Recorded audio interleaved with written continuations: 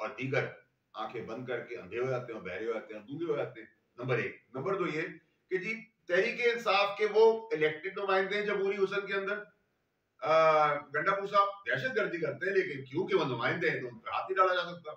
इमरान खान साहब पॉपुलर हैं, उन्होंने जो 190 मिलियन क्राइम किया उनको वो कहते हैं चीफ एग्जीक्यूटिव ऑर्डर के तहत उनकी पार्टी कहती है उनको माफ कर दें।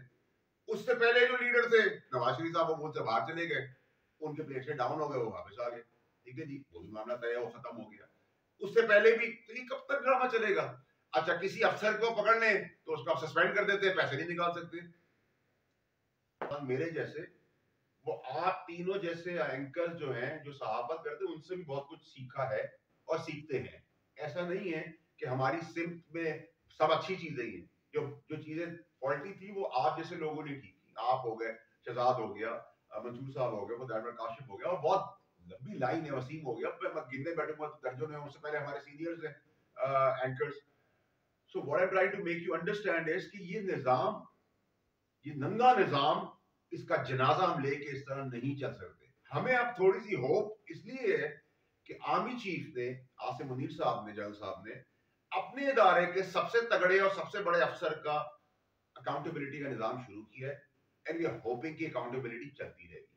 और अगर आज आप मुझसे पूछेंगे तो मैं फिगर हेड जरूर कहूंगा शहबाज शरीफ साहब, लेकिन अगर आप मुझे ग्राउंड में कहेंगे तो फुटबॉल की तरह जैसे रोनाल्डो है, वो पाकिस्तान के लिए जो खुशखबरियां ला रहे हैं वो जनरल साहब है, चीफ ऑफ आर्मी साहब आसिम मुनीर साहब, किसी को अच्छा लगे किसी को बुरा लगे, अब अगर क्रेडिट आप ले लें, शहबाज शरीफ साहब ले लें, मैं ले लूं, दैट्स फाइन।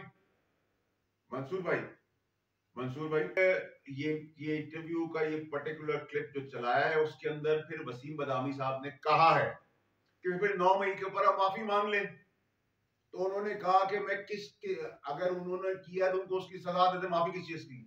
तो 9 मई की कॉन्टेक्स्ट उस 26 नवंबर से चल रहा था, लेकिन ये स्पेसिफिक सवाल के ऊपर फर्दर एंडोर्समेंट वसीम बदामी साहब ने की 9 मई का लफ्ज यूज करके।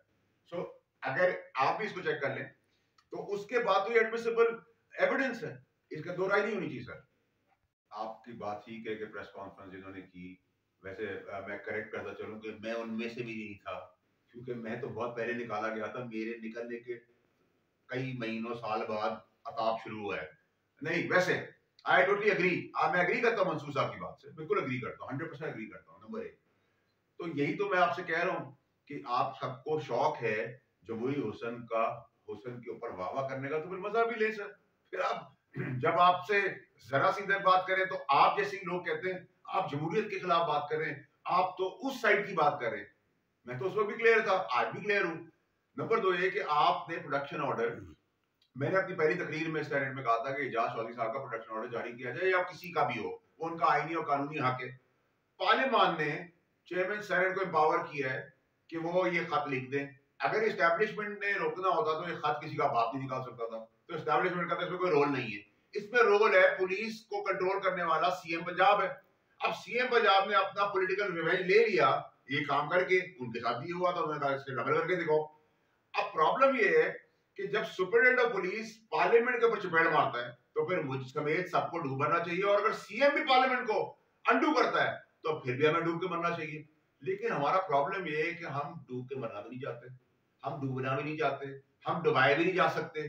प्रॉब्लम सारा ये है कि बिल्कुल सही है, जितनी बड़ी फाइल होगी, जितना बद किरदार आप होंगे, जितनी आपकी ऑडियोज वीडियोज करप्शन की फाइलें, जितने गंदे आप हो सकते हैं उतने बड़े मनसब पे आप बैठ सकते हैं। इसमें मैं बिल्कुल मंसूर साहब की बात को 500% डोज करता हूं।